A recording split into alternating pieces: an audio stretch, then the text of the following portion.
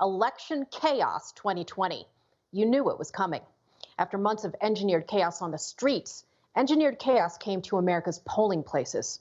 Hundreds of thousands of ballots turned up seemingly out of thin air. Poll workers in battleground states clocked out just hours after the polls closed and then announced that they wouldn't start counting ballots until a day or 2 or 3 or 9 days after Election Day.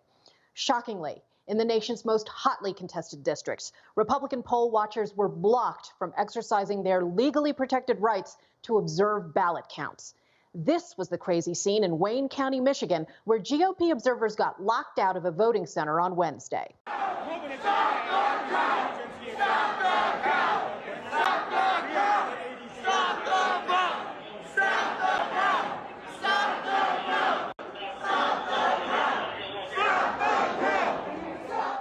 Michigan poll workers even taped pizza boxes to windows to obstruct poll observers' views. I don't know if you can blow it up because it's not big enough. Stop it into the door now. Pizza boxes to cover this room as we speak right now. GOP poll worker and activist Matt Seeley was there, and he described to me what happened when he and several hundred observers and challengers showed up to do their jobs.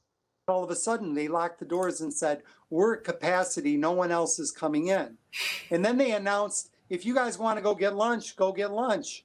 So a lot of our workers left to go get refreshment in this ballroom that they provided us with, thinking that when we left the room, they'd let another Republican in to take our place, right? Mm-hmm. Not only did they not let them in, they didn't let the person who went to lunch back in. Meanwhile, the Democrats inside the counting room were provided with an area where they could have bottled water, coffee, donuts. They brought in Jimmy John's box lunches, so they never had to leave the room. So they knew in advance they were going to lock us out. And here was the scene on Thursday outside the convention center in Detroit, where GOP observers were locked out as Democrats conducted their secretive count away from prying eyes.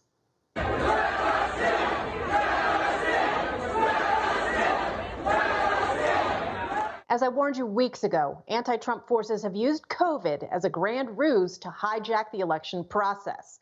Big League Politics reporter Shane Trejo obtained an audio recording of a Detroit poll worker training session where participants cackled at using social distancing to obstruct challengers' views. That's important because they can come behind your table. But if you don't have 6 feet, they can't come back there. They cannot wear anything that signifies who they work for. It has to be on their card. So they can't walk in with a party or anything on, just like you can on your mask, they can't either. Any questions? So they're 6 feet back, because they have really good vision. They can actually see. Exactly. Yes, they got really good vision, or they brought their binoculars. 6 feet. That's the rule, right? And you are entitled to your 6 feet. This is all part of the plan. He who harvests the ballots controls the ballots. He who counts the votes controls the votes. This is not conspiracy theory, it's conspiracy truth. Look at Pennsylvania. After winning a ruling from a federal judge to get access to the ballot counting process, GOP poll workers in the Keystone State were still locked out. Can you believe this photo? It looks more reminiscent of a banana republic than our once proud and functional constitutional republic. Trump campaign surrogate Corey Lewandowski condemned the obstruction. They have 8 attorneys fighting us to see these ballots inside. The court order is in effect. They will not give us access, and the sheriff has decided not to come down here to enforce that court order. The sheriff of your county will not come down and enforce a court order. What is going on in this city? What are you hiding? Open up the doors, let us in, let us 6 feet away so that we can have a free and fair election. Here's the thing. The FBI and the GOP both have known for years what the left's election thieves have been up to.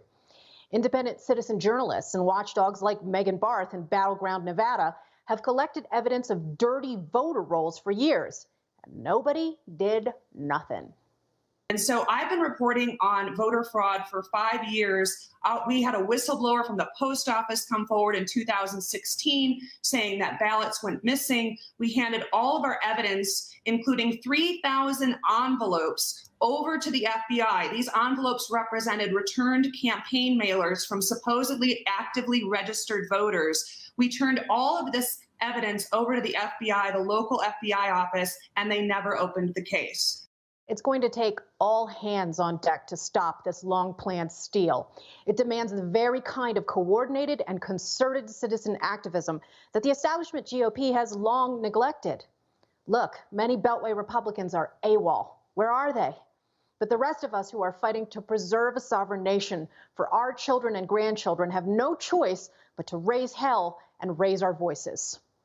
Stop the steal! Stop the steal! Stop the steal! Stop the steal! Stop the steal! Stop the steal! Stop the steal! The Biden crime family stealing the election! The media's covering up! The Biden crime family stealing this election! The media's covering it up!